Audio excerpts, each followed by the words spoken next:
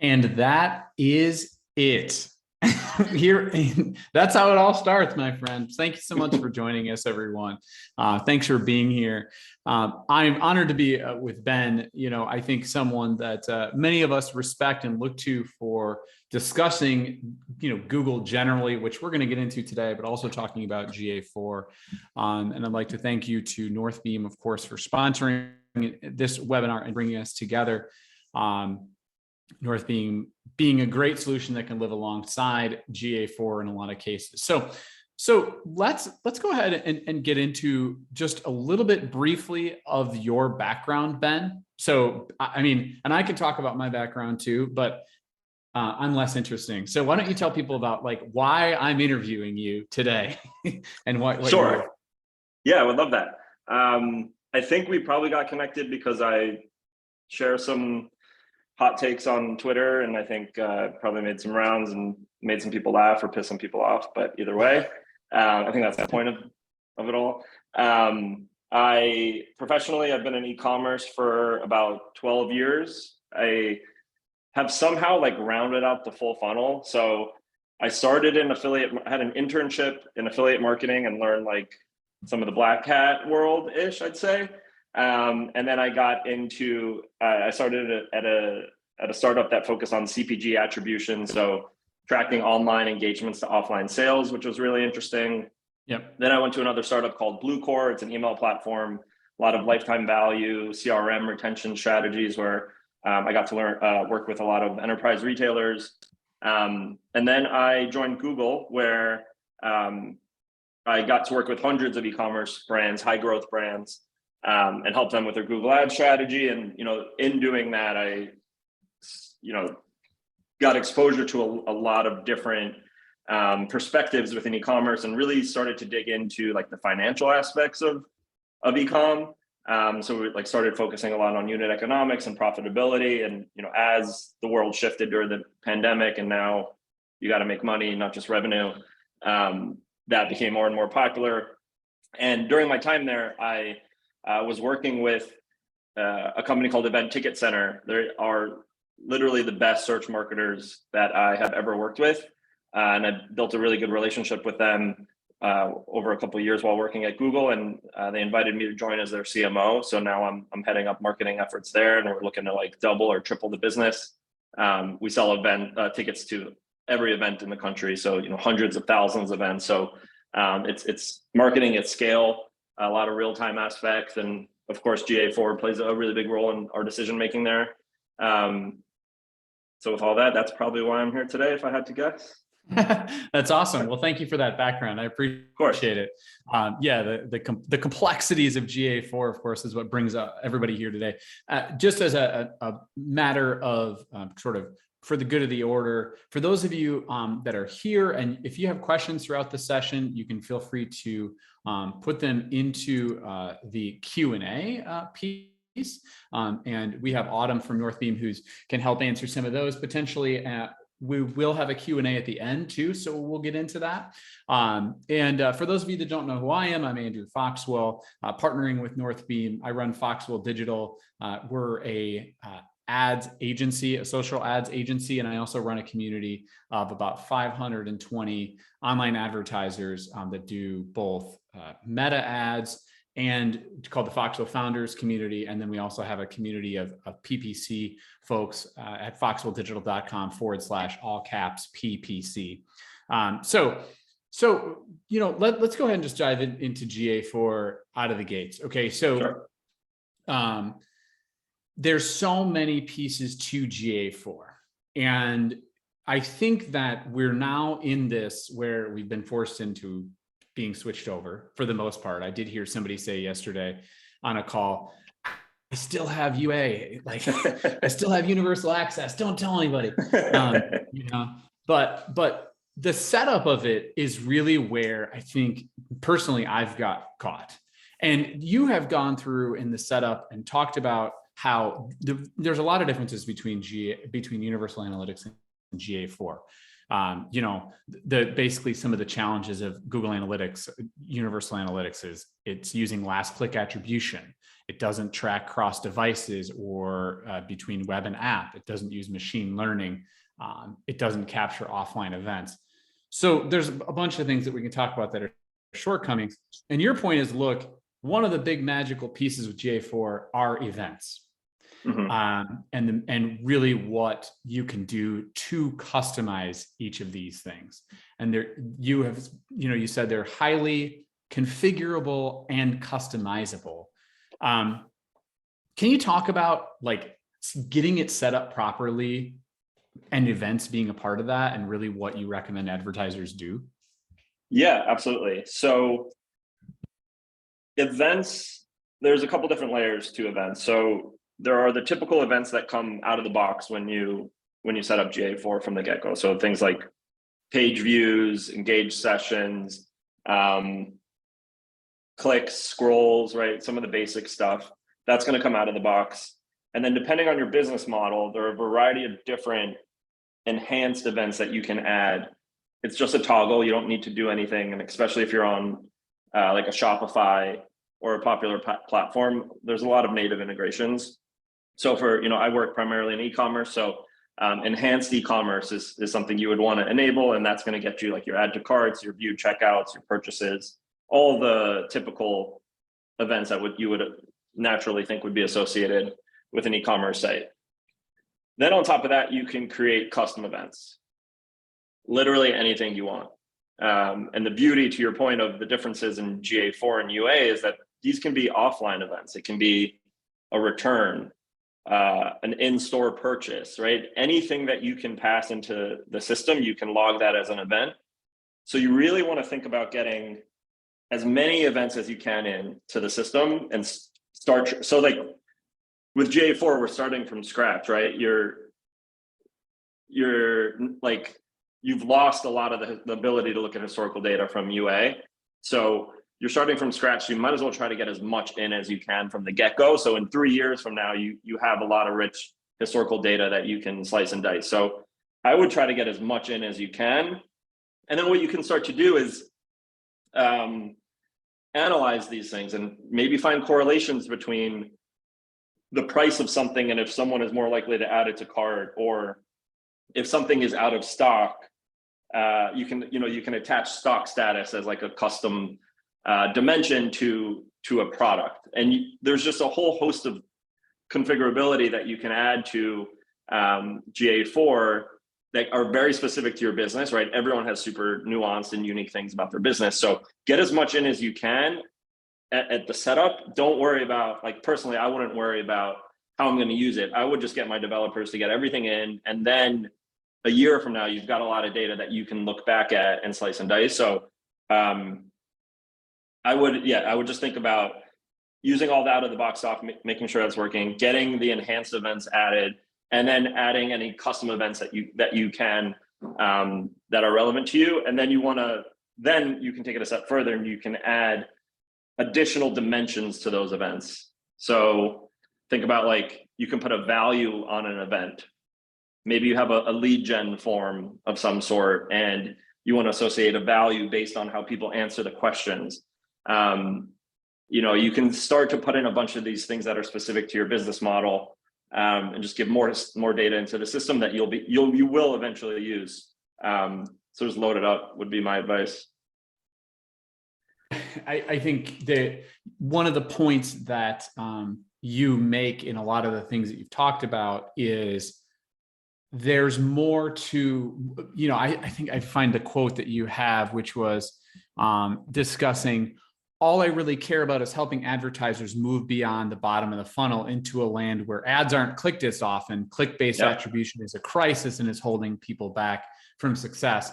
And I think that that's what we're getting into here, which is, as you're setting it up, thinking about the whole suite of events. And again, you may not even use them out of the gate, but making sure that you're customizing anything you could see as value or as part of that conversion funnel, so you're able to track that, which absolutely makes sense. So let's back up too and say, when people are setting up GA4, and you've seen this, people have asked you about it, where are people going wrong? I mean, events is sort of, I would say, a foundational aspect to it, but where else are people going wrong with it? And, is it that it's just new, so people dislike it and it's going to take work and time to put into it? Or are there common missteps or are there common missteps that you see that are like, oh man, every time I go in, the people are doing this and they shouldn't be? Totally. So I think all of the above. I think one, I'm a procrastinator. I think a lot of people procrastinated and did it at the deadline, where had you done it when Google was screaming about it before holiday last year, you would have had that data in GA4 for historical reference. So when I was at Google, I left a couple months ago, we were making a big push for advertisers to get it up before holiday, so that next holiday you can have the year-over-year metrics to look at. So pointless to bring up now, but it's like a wound for me. Then I think, to your point, it's brand new. The UI is completely different. UA had been around for over a decade, and I think there were just so many habits formed on how to use it. My company, Event Ticket Center, we have some reports that are built off of UA data, so we've got to migrate all of a lot of internal operations around. There's just a big lift in changing habits, routines, data streams, et cetera, that people need to get over. And a lot of it is new. So I have spent a lot of time just reading the manual. It's all there. So I think just taking the time to dig in and learn it. And, I saw a huge opportunity for people to consult on GA4 because people just weren't reading the manual. So I think just take the time, put in the work and learn it, and you'll be much further ahead the more that you know about it. And then tactically, I'll bring up one thing I was really surprised about is, had GA4 had been promoted as this data-driven multi-touch attribution model that's used throughout. However, there's multiple reports in GA4 that use very different attribution models. So when I was starting out trying to reconcile data, it just wasn't happening, right? There were different counts of different events in various reports. So if you look at, which is good, when you know how it's working, it's great. There's a first user report. So what is the first touch point that brought someone to this site is one report. And then there's a session-based report, which is using last click. And then all of the marketing attribution reports are using data-driven multi-touch. So there are just a variety of different things that aren't obvious and can really trip you up unless you know about it. It doesn't say it anywhere what it's using. So that was a learning curve, and I'm sure a lot of people have run into that. Yeah, somebody asked, by the way, about the manual you're talking about. This is just, where is this? Is this the standard GA4? I have it up here, support.google.com/analytics, just has everything. Okay, got it. Let's go into talking about the attribution models and how they're different in GA4 versus what they were in UA. So, like I said, this uses multi-touch attribution, and it assigns credit based on how the addition of each ad interaction to the path changes the estimated conversion probability, is what you kind of went into. When you're looking at this and you're someone that's maybe using clicks, or you're, very click heavy in thinking about this, what are the things that GA4 can do? And talk about and explain sort of MTA and multi-touch attribution in relation to GA4. So obviously it's built on the foundation of events. So it's being able to say, look, customize these group of things that are important to you. And let's also not think just about clicks. Mm-hmm. Let's also think about what this looks like. How do you start thinking about that? Sure. Because my question is, I have clients that are sitting here that are saying, look, we feel that the click-based data is more important, and we're looking at a one-day click, and we calculate it in Northbeam, and we go from there. And so it's obviously more than that. And we know that. So how do you start to use GA4 to start to think about this? Yes. I mean, this is like the unanswerable question that everyone, like, it is. I think digital marketing is moving further and further away from solely being click-based. And I think advertisers do themselves a disservice by only looking at click-based attribution, right? Like, and then there are just, if you look at the platforms, like Meta is pretty aggressive in how they take credit for view-based interactions, right? It's all included in the conversions column, where Google Ads breaks it out. Google Ads will only take credit for clicks and engaged views, so something more than 10 seconds, and then put everything else as a view through. So when you're just looking at clicks, I think you're really, like, just because someone didn't click on an ad doesn't mean that it didn't influence their purchase. They then will go on a different device, maybe do a brand search, right? I think everyone knows that you're limiting yourself when just looking at clicks. However, they're super easy to measure and quantifiable. So you need to straddle both.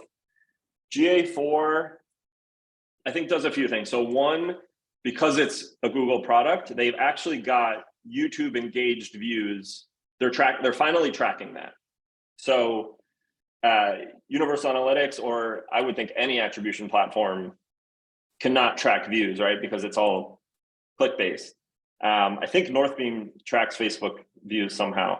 We can talk about that later, but not Google or YouTube. So I think that is a huge benefit. So as advertisers are trying to move up the funnel and reach more people with YouTube, you're going to get view-based data counted as an interaction within GA4, which is huge. And then I want to show just how I would, like, some of the cool ways that you can view multi-touch attribution within GA. Let me know if you can see this. Sorry, I lost you for a second. Yeah.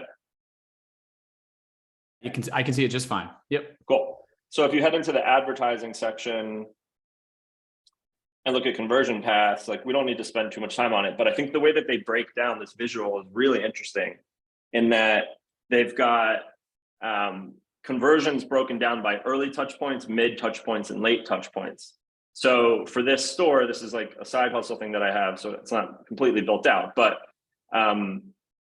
paid social, right? Obviously pulling a lot of weight. I'm really heavy on Meta for this brand, pulling a lot of weight in early and mid. But had I just been looking at last click, right? It's a lot of people going to direct. And this is exactly what I was talking about. It's getting the exposure on social. It's not clicking and leading to conversions, but they're coming to my site somehow. And I'm basically only running Meta ads here. So I would give Meta a lot of the credit here, even though they're not showing up as much in the last stage. And to further visualize that, this model comparison is my go-to report for analyzing this. You can just look at a variety of different attribution models broken out by, however you're categorizing your channels. We'll just leave it at the default level now. But you can see here, last click, paid social gets 11,600. It's not a huge difference, but DDA gives it more because it's giving partial credit to those early and mid touch points and not just solely focusing on the last. So it's actually taking, it's giving me 2.6% more revenue there. Paid search, although it's super small numbers, is getting a 32% lift in revenue and 36% on conversion. So it's, those two channels are doing more than you would typically see on a last click. Probably not surprising to anybody, but being able to slice and dice this, and then maybe first click is really important. You want to get people to your site. You can look at all these different models and make better media buying decisions based on that. I think is the beauty that this is bringing. Yeah, and I think one other thing that you talked about, now that you're sharing your screen, you could maybe pull up is you love and seem to talk a lot about cohort exploration, talking about cohorts and looking at basically lift stuff, which we're going to get into in a minute. But cohort exploration and funnel exploration and path, those are always important ones for anyone utilizing Google. So which reports in GA4 for cohort, funnel, or path exploration are you really digging? So I really like, this is also a new feature, right? The Explore tab, and you can, there's a lot of pre-built reports, and if you click this gallery, there's even more super cool stuff in here. And you can build from scratch. I really like this funnel report. And, you know, one of the questions we spoke about last week, Andrew, when we were catching up, is like the differences between GA4 and Northbeam. And I think something like this really brought it home for me. And like Northbeam is like really looking at attribution and conversion-based stuff. It has all of your spend data. It has all of your platform spend data in there, and it's, you know, giving you insights to make decisions for media buying, but doesn't really have insight into, like, from what I know at least, into what's happening on your site. So it's saying, you know, you spend here, this is what you're getting out of it, and there's a million different ways to look at it. GA4, on the flip side, only has Google spend. So you're a bit limited in other channels that you can measure. I believe you can import non-Google marketing spend into here, but so it's limited there, but it shows you what's happening on your site. So one of my favorite reports is this funnel exploration, where you can build like custom funnels based on your flow, on your, let me turn this off for a second, based on, you know, how people interact with your site. So if you come into this pre-baked, pre-made funnel report, you can design your own steps. So really easily, you can start to create different funnel steps. So here I've got, you know, someone comes to the site, they start a session. I want to see how many of them see a PDP. So for me, I'm just querying on URL contains products, because my Shopify store does that. And then if it's followed by an add to cart event, and here I'm just using an event, so you can see the power of events here. The more that you have here, the more, like, did they fill out a form? Did they click this button? You can bake all that into these reports and start to visualize what's going on. Did they reach the checkout page? So like, those are the steps that I have here. And then you get a visual of that, right? And you can see how many people are abandoning at each step. Right, so 94% of people leave here, 60% of people leave before the add to cart step. But for cohort analysis, you can start to compare different segments. So how does paid traffic, and you can build these out, right? You can create all sorts of segments here. How do purchasers and non-purchasers behave differently than one another? How do people have spent $300 with me compared to people who've only spent less than 100? Right, there's a whole host of options that would be unique to a given business here, that you may want to compare different cohorts and how they behave with your site. And, you know, there's a lot of pre-baked stuff here that comes, even predictive analytics. I don't think I have enough volume to use these yet, but you can really start to slice and dice things. And you can even just do it at like the, you know, at a UTM level, like which Facebook, I don't know, do ASC, people who come through ASC campaigns behave differently than, what other acronyms people use, DPA, or I don't know what all that stuff means, but all the Facebook stuff. So here, like, you can just see paid traffic versus direct traffic. And I can see the differences, and maybe I'm losing someone, like a very important cohort at one step, that I can go do some conversion rate tests to try to improve that gap. So devices and whatnot, like, I think this just, for a media buyer, you've got your attribution, but then you can really start to dig into the specifics of what's happening on your site from that specific traffic, and learn and test a lot from what you're seeing here. Yeah, it makes sense. I mean, I think when I get into thinking about this and building out pieces in GA4 for the clients we've kind of been working on, I have this issue where I maybe others on this webinar would identify with this. I just feel like overwhelmed with the amount of things that I could think about and could optimize for. You know, you've worked with so many different organizations through your time at Google. What do you feel like are the true unlocks that people can have utilizing GA4? I mean, I think some of it is talking about and well, let me back up. Some of it is the events. The events are a huge part of it, and customizing it to look at more value. Using DDA, data-driven attribution, is another part of it. That's really helpful. I think you certainly talk about one of the things that in a lot of the things that you've said recently, you've talked a lot about doing geo testing. So I'd be curious about that, which I want to get to in a second, but what are the reports and pieces from GA4? I mean, cohort exploration and things like that, but are there things that every time you're like, these are the things that you should be getting into, right away, the first three, right? Like that you feel like people miss out on? Sure. I think before I answer that, to me, this is like learning a new language. Like I grew up in Miami. I took Spanish for a lot of years in high school and in college, but I cannot have a conversation at all because you don't use it, right? I think the way to learn a new language is you got to go out and use it day in and day out. And even at Google, we had a bunch of GA4 trainings, but it didn't go over well because you don't have skin in the game, and it wasn't like the Google reps' business. It wasn't their money. They didn't have like specific questions they were trying to answer. So I think the best way that I've learned this is by going in and like, I've got a list of 10 questions here that I want to know about my business, and I'm just going to sit here until I can figure it out. And then you start to see all of these different capabilities that this tool or frankly any tool with that mindset would have. So I think go in with really specific questions that you want to solve about your products, your customers, how your website is performing, and just like sit there until you figure it out and pull up YouTube, pull up support docs, whatever it is, and just get in there and explore things. And I think that's the best way to learn.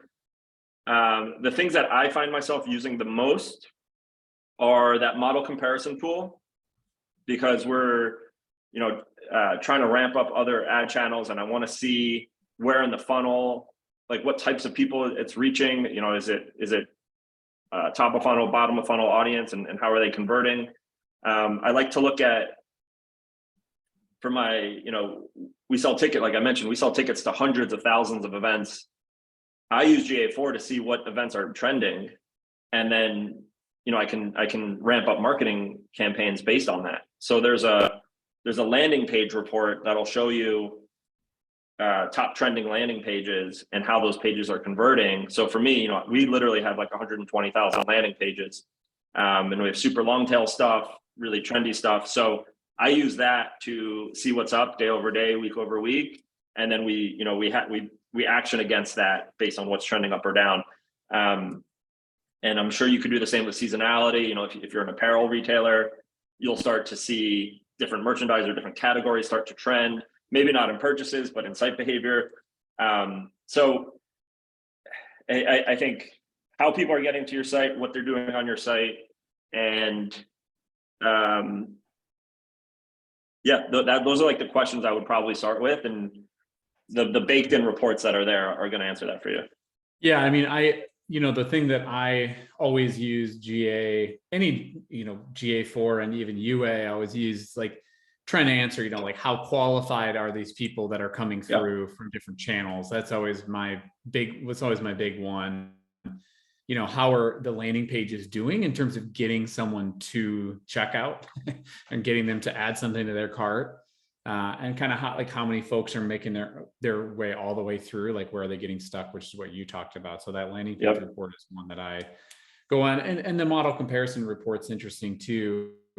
The one, just as a little aside, not directly related to GA4, but you could certainly use GA4 to start to look at this, which is what I mentioned that I wanted to talk about, which is this idea that you have done with a ton of people at Google, you said, which is hitting, essentially kind of incrementality, and looking at incrementality testing as a way to start to measure the true value of what you're doing. And, you talked about hitting 30% of the population over, I think it was 3 cities is like you pick 3 cities over a period of 30 days. And you look at GA at the pre and post revenue. So you look at, you know, from those cities. This is because this is a real hot topic now, I feel like, is incrementality. A lot of folks are thinking about this and are, you know, like, how useful is this? And this is a way to do incrementality testing on your own a little bit. So how did you set this up? And you said 9 times out of 10, the revenue went up. So in the places that you were spending on YouTube, in more of those places, and a lot of it was predicated on building more YouTube like video views and not just hitting hard conversions. So can you give a little bit more color to that? Yeah, absolutely. So when I was at Google, like I mentioned, worked with a lot of e-commerce advertisers who looked at Google as like solely like a bottom funnel channel, brand search, you know, some generic search and shopping. You know, and we really wanted to help people see the power of moving up the funnel with YouTube. It's an insanely popular website, number 2 most popular search engine in the world. And I think everyone knows that and wants to do it. However, they've tried it in the past and it doesn't work because it's really hard to attribute anything to YouTube. It's not that many, a lot of people skip ads, so there's barely any clicks, and view-based attribution is not included in default Google Ads reports. So it just like they designed it in a way that's not going to make them look good, and it's very difficult. So the theory was, let's try to find a way to completely sidestep attribution and also provide a low risk way for advertisers to test the channel. So what we would do is we would go into Google Analytics and we would look at their top 20 cities in terms of sales. We would skip out the major markets like New York, LA, and we'd find like probably like cities from like 7 to 13, like Orlando and Dallas, etc. And we'd find cities that are just pretty similar in terms of conversion rate, total revenue. And we'd pick 3 as a test and 3 as control. And we'd run YouTube in the 3 test markets. A lot of this I made up along the way, so it's not scientific at all. So the market selection could be improved. And the 30% of the population was just a good benchmark for like what we felt would reach a sizable amount of the market to move the needle. So Google Ads has a tool called Reach Planner. So you could see how much budget you would need to hit 30% of the population in a given market. And we'd run full funnel YouTube for 30 days. YouTube is really interesting because there's really 2 ways to buy YouTube. You can buy it on a reach basis. You buy on like a CPM or a cost per view, or you could buy it on an action basis, which is a CPA or like a ROAS, performance-based buying. The 2 algorithms that are used for those different buying mechanisms are very, very different. If you were to target the same audience with both buying types, there'd only be like a 4 or 5% overlap between those audiences, because the action campaigns are going after people with really high intent. CPMs are really high because of that, because it's made to convert, where people could be in the audience, but they're just not in the market to buy your shoes or your product or whatever. So hitting them on reach is really cheap, and you can reach a lot of people with it. And with YouTube, you can retarget people. So we'd set up this reach campaign with like 60% of the budget. And then our action campaign would retarget the video viewers, people who watched more than 5 seconds of that reach video. And that audience becomes like an outstanding audience because you're warming them up, and then they know who you are, et cetera, and you can get them to convert. So we would do that for 30 days, and ideally longer, but again, we wanted to keep it low budget.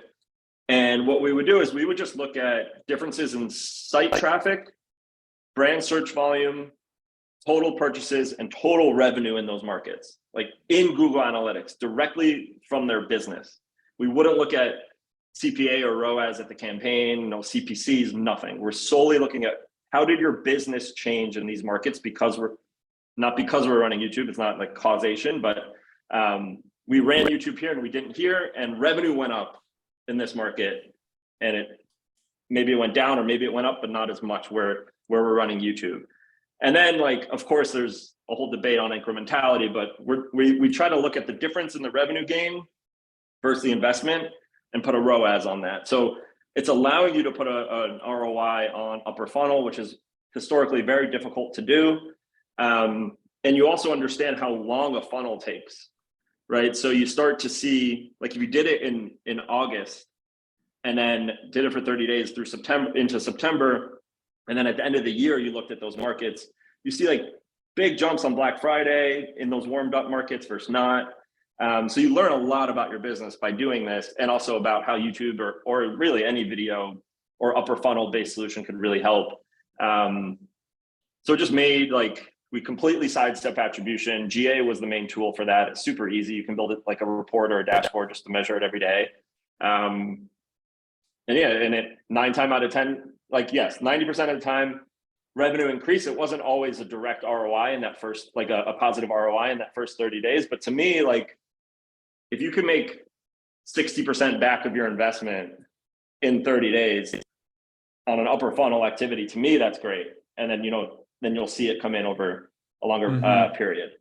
But that was fun. Like, and we learned a lot and got a lot of people excited about YouTube.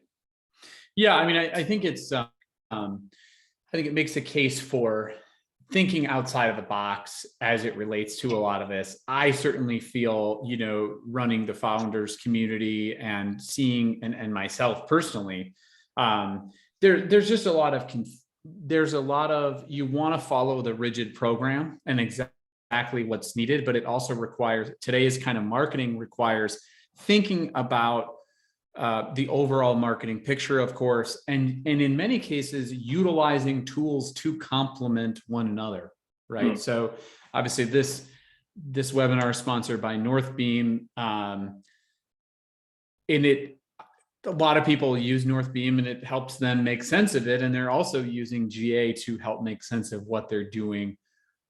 My personal feeling is that a lot of people get lost in this attribution journey, trying to solve something that they don't know the desired outcome that they want from it. Like they're trying to solve something, but they don't actually know, like, well, if I solve, here's what actually solving it would look like.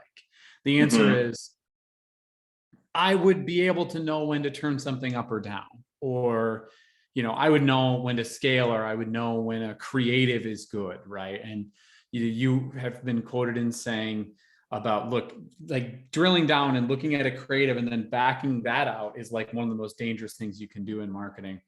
You've been privy to a lot of this discussion with folks. Where do people get lost in this GA4 Northbeam and tools and measurement discussion? Where do you think, and it could be pretend like it's just you and me on this. Sure. There's not 26 people watching live, but like, where do people get lost on this? Because I feel like it's a common, and people always feel like, and myself included, like there's an answer out there that we're grasping for, but where do we get lost in that? It's such a good question. I think people are looking for a specific source of truth, but it doesn't exist. And you have to, I think half of this thing is gut.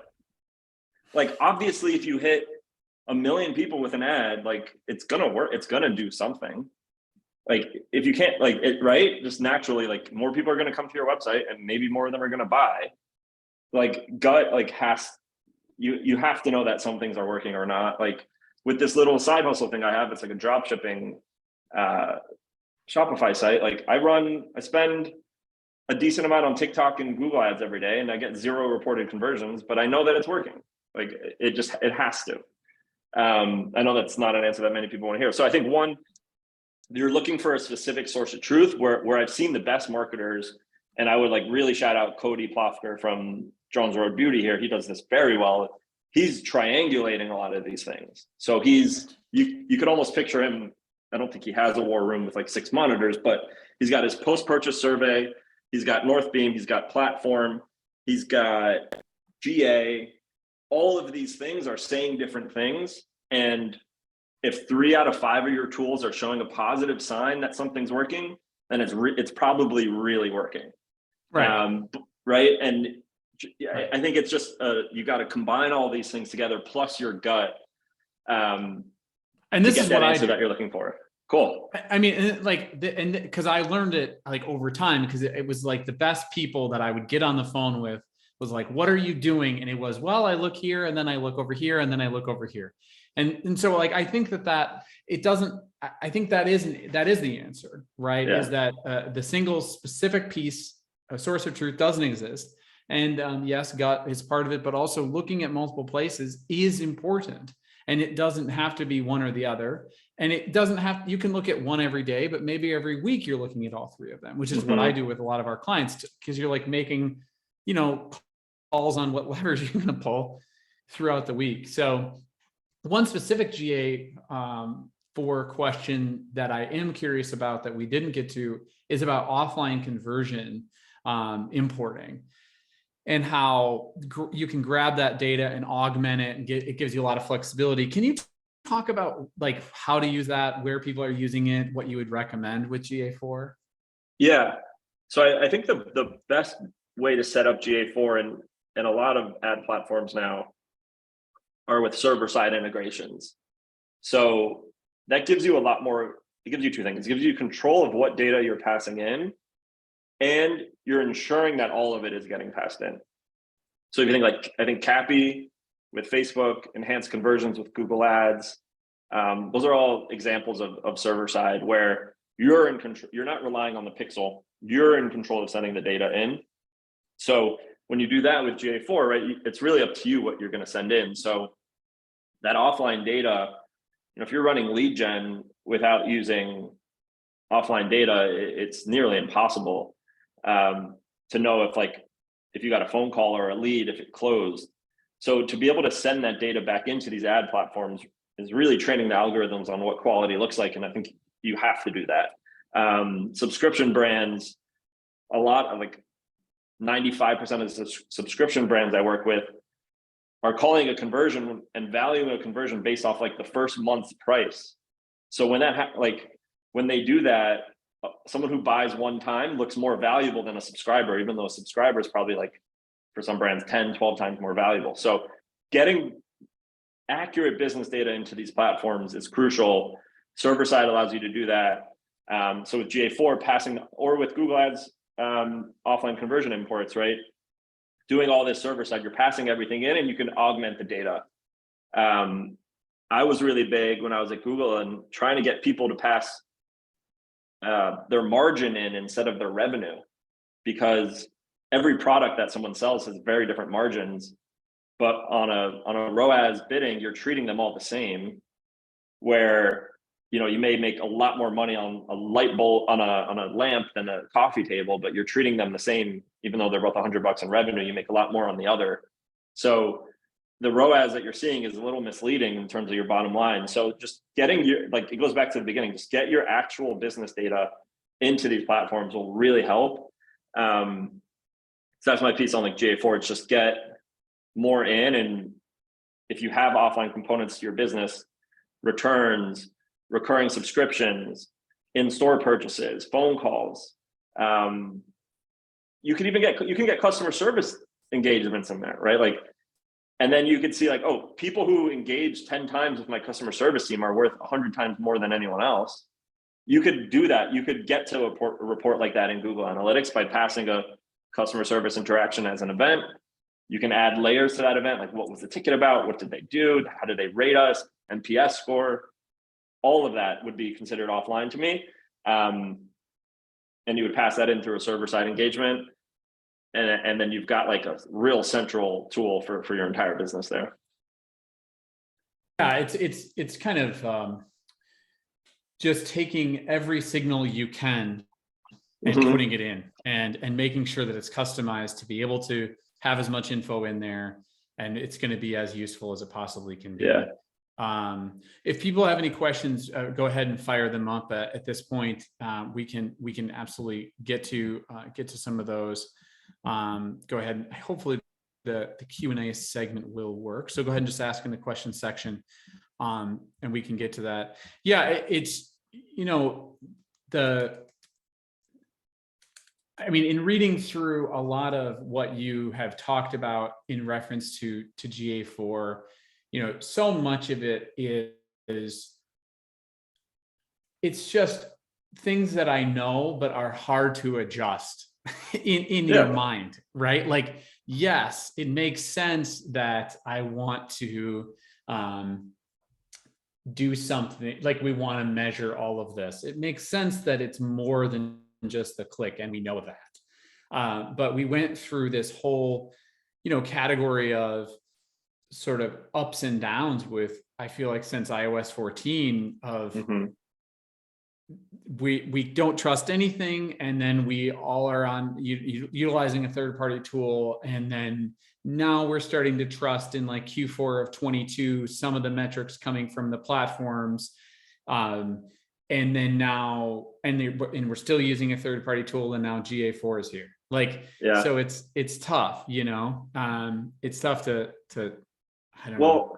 Yeah, I mean, my like conspiracy theory take is, I think there's something really looming in terms of either privacy or technological regulation. Maybe Apple's going to do something else, who knows? But all of these ad platforms rolled out these smart campaigns at the same time. Performance Max, ASC, TikTok has something, Pinterest even has something, and GA4 came out with a really hard rollout at the same exact time. A lot of people I spoke to fight these things. They hate PMax, they hate GA4, but I think it's foolish to fight these. I guess I can say monopolies now because I don't work there, right? Like, these guys own marketing. If you're going to advertise online, like 95% of your budget is going to Facebook and Google. So you've got to ride the wave, and you've got to be ahead of it. So that's just that's how like I treat our business, and we're always pushing. There has to be a reason for this like hardcore change, and take advantage of it, because we haven't even spoken about the machine learning capabilities here. And machine learning is all about more data, right? So the best advertisers are the ones that get more signals into the system to use the algorithm. So all of these events, all of these things, even if you're not going to slice and dice them by hand, whenever they roll out some new predictive thing or more like ML based capabilities, whoever has more data in there is going to benefit more from it. So I think that's constantly evolving as well. Yeah, that is so true. I often think sometimes about, there was an account many years ago that we worked with and grew to 5 million. And then I was like, it's too big for us. Like, we wanted to keep our agency small, so we handed it off. And they said, and all the next agency did was just like spend more smartly, like spend more money and intelligently, but similar to what we're doing, but just more.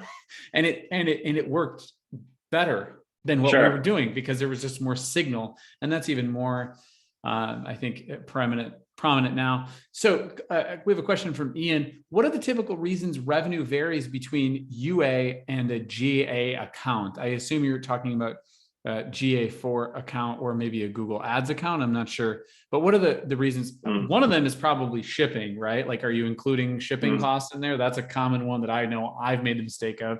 What are other reasons there you would see revenue variation between those? I think it's all of those line items, probably. Shipping, returns, returns wouldn't matter there. Tax, things like that. If it was Google just Ads, making sure you're customizing it. He said Ian did say it's GA4. Yeah. So if it's ads versus analytics, there's like real reasons. UA versus GA4. I mean, I think it's like some of them, I've seen a couple be off by like a couple of percentage points, but I don't have a good answer there. If the tagging and everything's the same, it should be. If GA4 is higher, maybe it's able to capture more, just more activity. Sure. Maybe. Somebody asked, Travis said, YouTube's a tough platform for a lot of brands. The value is crystal clear to savvy advertisers, but legacy brand owners still want to see performance. Is the holdout the best proof to offer them? I mean, I feel like with YouTube, for me, that is a really good way to do it. In the times that I've tried to sort of have a direct response mindset, with YouTube only, it's less powerful. And the more that we view YouTube as a test that we are doing in a certain set of geos, and then look at the picture, even if it's only like, do we increase meta conversions and overall conversions, right? In those geos, it's better. So it's best to use in combination with another thing, or like a holdout test. I don't know. What do you think about that? Yeah, holdout just makes it easy to have a comparison. So like, I think the metrics can change what you're looking at, to your point, like meta conversions, overall conversions, any sort of KPI, but it's unless you're spending a significant amount of money, you're not going to see that at the business level nationally. So you either need geo holdouts or user holdouts, which I guess you can only do in platform, but you can do that on Meta and Google. Well, they'll just split your audience and then show you the differences between the two. Two other things that really worked when I was working with advertisers on YouTube is tying the value of a brand search, making that crystal clear. So like I mentioned, we were working with people that were really heavy with search marketing and understood all of that. So we wanted to find a way to translate YouTube performance into their KPIs. So we backed into this value of a brand search where we'd say, for every 1,000 searches for your brand, this many people click on that ad, this many people convert, and their AOV is, therefore one brand search is worth $4, making that up. But that was like usually around the number. If we can use YouTube to drive incremental brand searches for less than $4, then there's a positive ROI there. So we would either only launch YouTube nationally and see if we could lift brand search volume, or we could do it in these holdout groups and see if we could lift brand search volume, and then put a number on that is a really helpful way. And I think just helping advertisers think about one of YouTube's best jobs is to increase brand awareness, and brand search is a proxy for brand awareness, and it usually is a leading indicator for sales. So if we could lift our brand search numbers, then we can improve our performance overall. So that's number one. Number two is measuring audiences. So you can, and that's not even something we covered on GA4, the audience builder is amazing. I would highly encourage people to go in there, build up audiences and sync them back into Google Ads, or you can push them to BigQuery and do all sorts of really cool stuff with them. But you can track people who have seen your YouTube videos versus people who haven't. And you can see differences in their behavior if they have a higher likelihood to click on your ads, higher conversion rates, higher AOVs, et cetera. So that's another way, is like reach a lot of people and then measure that group of people and see how they behave over time compared to your normal audience. Yeah, let's talk about the audiences thing really briefly. How does that work? That's not something I'm familiar with. I've heard of it, but let me show you. I think it's pretty sweet. Yeah. Where's my screen? All right. So it's actually in settings, which I don't know why. This is one of those things that people would miss because it's not where you would think it would be. But you basically get like a segment builder where you can build a custom audience, or you can use any of their templates. But you could do let's say we wanted to do high value buyers. You could just basically start to do segmentation on people who've purchased where value is, I don't know, higher. I have a pretty low AOV here, higher than $30. And it should in real time. So 2.4% of total users meet this criteria in the last 30 days. And you can imagine you can start to get really segmented here and build a bunch of ands, ors, and exclude people. You can save that and then push this into ad platforms. So you could push this into Google Ads really easily. You'd have to use some third-party tools to get it into Meta or an email tool. But you can kind of think of this as a very light customer data platform, and really start to build up some rich audiences here. And then when you're looking at your reports, you can compare this audience versus that audience, and just layers and layers and layers and slice and dice their behaviors that way. So this is a really neat tool. I love it. And keep your screen up. Somebody asked, that's super cool, by the way. Love it. I guess I'd heard about it, but to be honest, was a little bit unfamiliar. Sure. My question would be, somebody asked, how would you analyze meta campaign performance in GA4?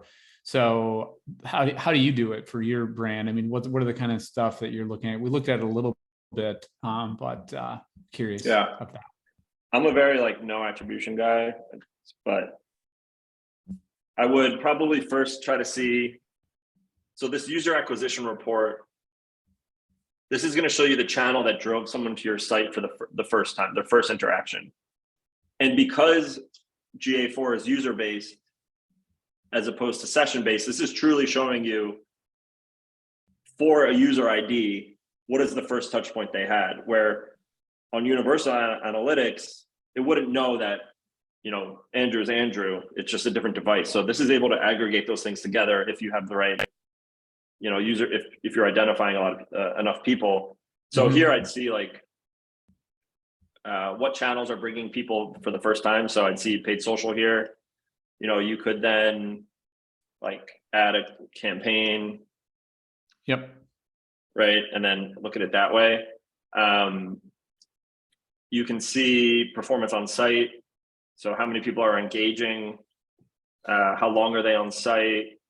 What you can look at specific events, like how many of them are adding to cart, how many of them are purchasing. You get your conversion rates and stuff like that. So that's the first, the channel that brings them first. Traffic acquisition would be on the last click. And then I'd probably head into the advertising and start to look at the model comparison tool that we were looking at before and slice that by campaigns and whatnot. Nice. Okay. You could go pretty deep on it. Yeah,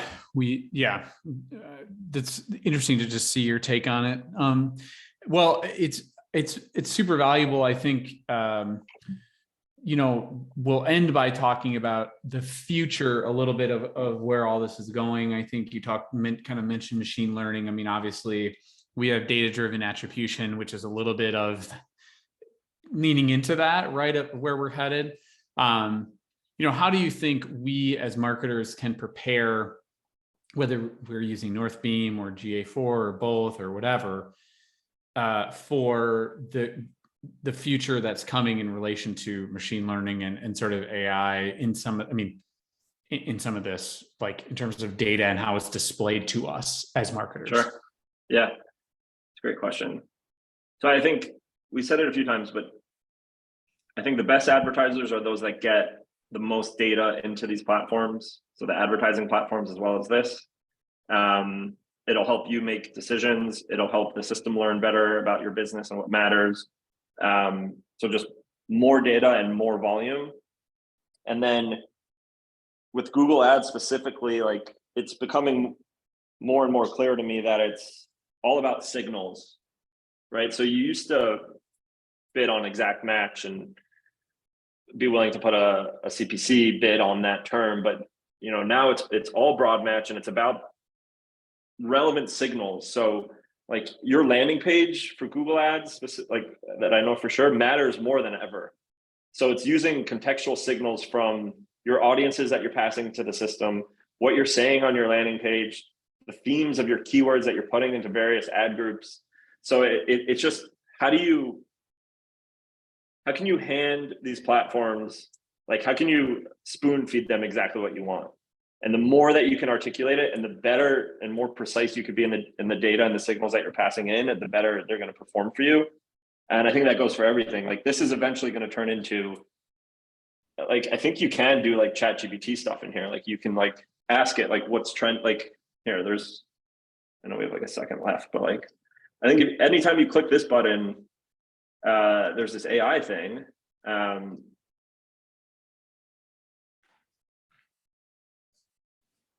Well, it's not helpful, but for my store, but it will work with others. There you go. So you can start to ask it questions, and I think that's just going to become more and more prevalent in all of these tools, I would imagine. but it matters on the types of data that you're sending it. And then really leaning into it, and it's going to start to like surface proactive things and not just reactive things as well. So lean in as opposed to like trying to fight it is my piece on that. Love it. Love it. Love it. Yeah. Yeah. It's interesting. I mean, my gosh, it's been crazy even how that's developed, and how you're able to get results back that you never even thought the answers could be that good. That's how I feel as it relates to a lot of this. I'm like, whoa, that's really interesting. That's a really complete answer. So yeah. Well, Ben, thank you so much for joining us. Thank you. If people have questions, how do they get a hold of you if they're curious about things? Is Twitter the best option for you? Yeah, let's do Twitter. Ben, I think it's __ Kruger, Kruger. And if you want to shoot a DM to the other Ben Kruger as my handle, please tell him I want the handle. Awesome. And if anybody has any questions for me, you can reach me anytime at andrew@foxwelldigital.com. And thank you to Northbeam for sponsoring today's webinar. And Ben, it's been a real pleasure. Likewise. Thank you.